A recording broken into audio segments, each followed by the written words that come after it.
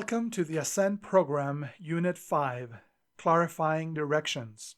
This is Juan Riboldi. The objective of today's lesson is to focus on how we can clarify goals, objectives, and outputs from a project. We will discuss how to eliminate reactionary work and how reactionary work actually occurs and gets perpetrated. We're going to focus on creating a tactical plan that translates high-level goals and objectives into specific things that we can accomplish, and how to clarify direction by applying the bright, blurry, and blind. Can you tell what is your company's strategy? In other words, can you describe in a few simple words what is the competitive advantage, strategic goals, and scope that your organization is trying to achieve? Chances are that most leaders in the organization won't necessarily agree on what the organization's strategy is. And if they don't, nobody else that works in the organization won't either. Most likely, leaders have a sense of where the organization is going, and they may be able to articulate a goal or a particular competitive advantage, but few are able to provide a concise and concrete definition of what the organization is trying to do. Once they do, the next challenge is to have everybody in that leadership team to clearly see that direction the same way and to communicate it to all the employees throughout the organization so they all have that clarity about what we're trying to achieve. Organizations that don't have a clear sense of direction end up doing a lot of things but accomplishing not too many. And most importantly, they do a lot of reactionary work. As we survey organizations, we find that lack of focus and reactionary work is one of the main causes why organizations fail. People are spread out too thin.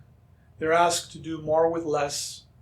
They work really hard, but they don't necessarily accomplish their goals. And they find that they are constantly dealing with competing demands and scope creep. This creates a situation where people will work very hard but don't necessarily achieve results. There is a simple cure to this problem that brings extreme clarity and focus, and yet is very difficult for most organizations to achieve. So let me share a few examples on how we can move from reactionary work into working smart. In most organizations, there's so much change, so much going on, that good, responsible, hardworking people adopt a very simple strategy. They simply work harder.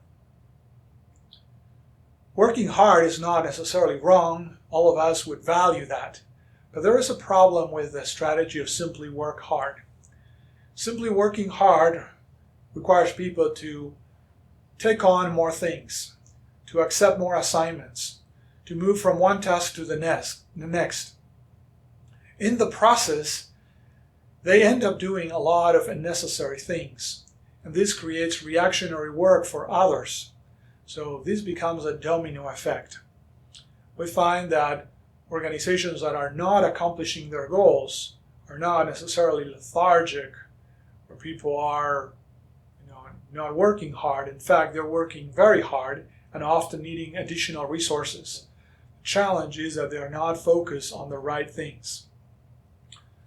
Opposite to the work hard model is the work smart approach.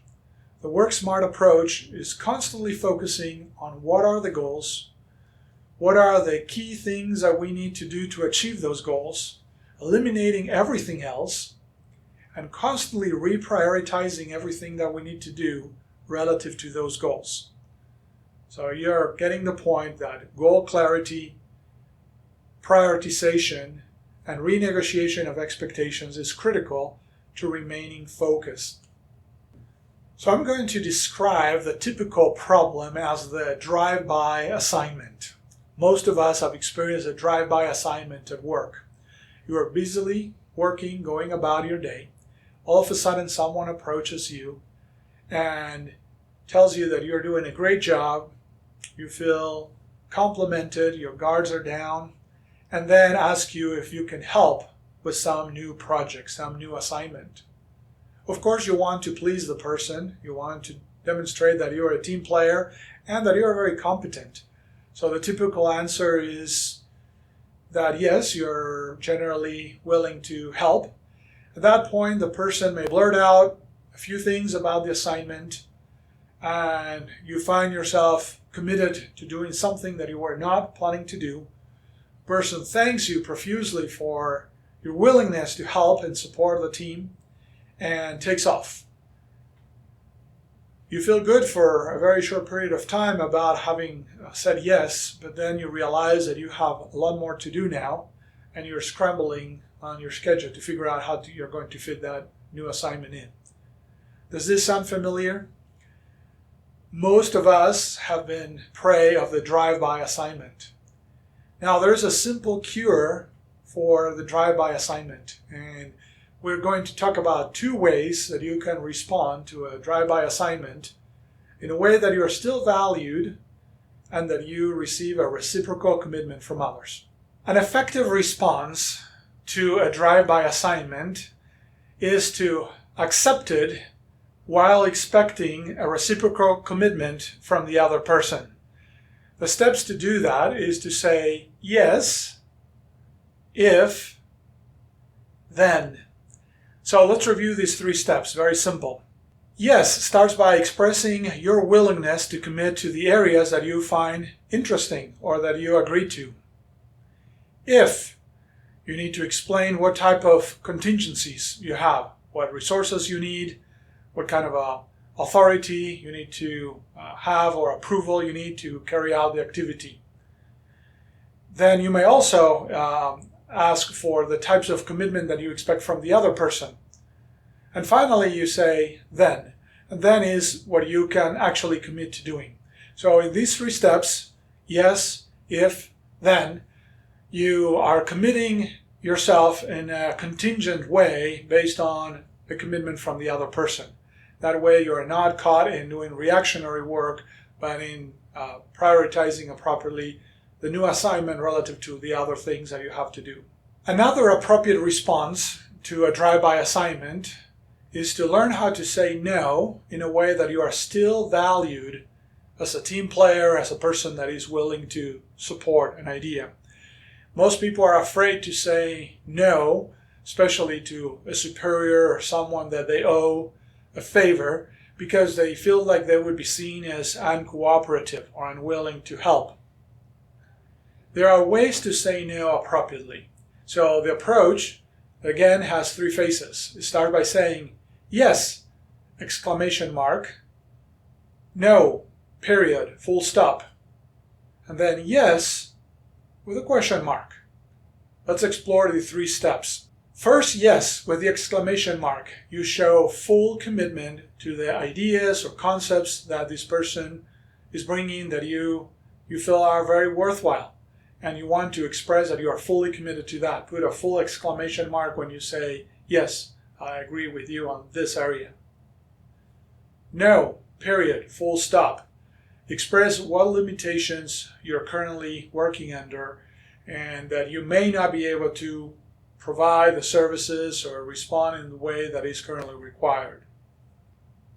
Be willing to stand firm on the no, even though there will be some pushback. And then finally, yes, with a question mark. And that is explore possible ways that you could find an alternative path to fulfilling what is required. So again, when someone comes to you and asks for something, rather than just simply having a flat no, you may say, yes, I agree that this is a great thing to do. No, I cannot help you right now under the current circumstances. I could possibly do it by this time, or with this type of resources, we could possibly take care of this by this date. And at that point, you are renegotiating. So what are these 2 skills bringing? They're bringing your capacity to renegotiate expectations, clarify exactly what is needed, and make sure that you're committing to something that is really meaningful and valuable. These simple skills would give you the tools to renegotiate priorities and make sure that what you're working is truly meaningful. Again, simple skills to working smart, not just hard. These would be very valuable skills for all of us to develop. When working on an assignment or a project, we often use the word goal or objective interchangeably. Now, they're not exactly the same thing. These terms are often misused, but there are important differences. Goals are broader statements describing a desired outcome. Objectives, on the other hand, describe actions resulting in a measurable output that produces a tangible deliverable. Now, look at your projects and identify what are the broader goals and where are the most defined specific objectives. For example, if the goal is to improve physical fitness by the summer, an objective may be to start by losing 15 pounds of body weight within the first month. You can see the difference between goals and objectives. Even with very clear goals and objectives, we often find that translating them into specific actions and tasks can prove difficult. So this is the value of creating a tactical plan. There are 3 levels of planning and execution. Effective projects balance the need to plan and execute at all 3 levels. Most projects suffer from too much operational planning and execution with minimal attention to the strategic and tactical levels. This results in activities that may not be fully aligned to the overall project goals. If a project gets lost in the weeds, as you would say, unwanted or incorrect outputs may get done. At times, the opposite is true. Projects are discussed extensively at a higher strategic levels, failing to deliver concrete outputs. There's too much conceptual thinking that may delay or paralyze action. Translating the strategic goals and objectives into a tactical and operational plan will help us focus on what actually needs to be done. Aligning the strategic, tactical, and operational plan is something that allows us to stay focused on what needs to be done every week, every month, every quarter throughout the year. And this connection provides long-term clarity as well as short-term execution. Therefore, we propose that a strategic plan focuses on what needs to be accomplished within approximately a 12-month period, a year. A tactical plan, on the other hand, is focusing on shorter-term intervals that could be 3 to 6 months, while the operational plan focuses on what needs to be done within this month or even within a couple of weeks. Execution happens at the operational level. Communication and direction needs to be aligned at the highest level. Now, even with a very clear strategic, tactical, and operational plan, there are still many gray zones, areas where people are not completely clear of what they are to do. And we have an exercise that comes very handy to voicing all these concerns in a safe and neutral tone way. We refer to it as the bright, blurry, and blind exercise. This exercise allows people to have an open discussion at what it makes it safe for others to talk about what may not be fully understood. We ask people to clarify what is crystal clear to them. In other words, bright. For example, they may know that a project has to produce a certain report by a certain date. That may be crystal clear. Then we move on to addressing areas that are not completely clear, that will need some clarification. For example, they may not be completely clear about what information needs to be in the report. And finally, we address the areas that seem ambiguous, unclear, or even contradictory. That's the blind spot.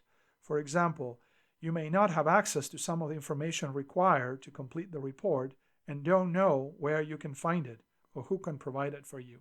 The bright, blurry, and blind exercise helps clarify project direction, helps identify areas that are well understood as well as those that are not very well understood, and makes it safe for everyone to come to a more clear understanding. It is a great exercise to gain greater clarity about where we're going. I hope you have enjoyed the things that we have covered today, the difference between just doing more versus working smart, the ways to manage reactionary work by responding yes in a way that obtains a reciprocal commitment, or know in a way that you are still valued, a way to align strategic, tactical, and operational plans, and ways to clarify direction using Bright, Polari, and Blend. Hope that this will be useful for you, and I wish you a very good day.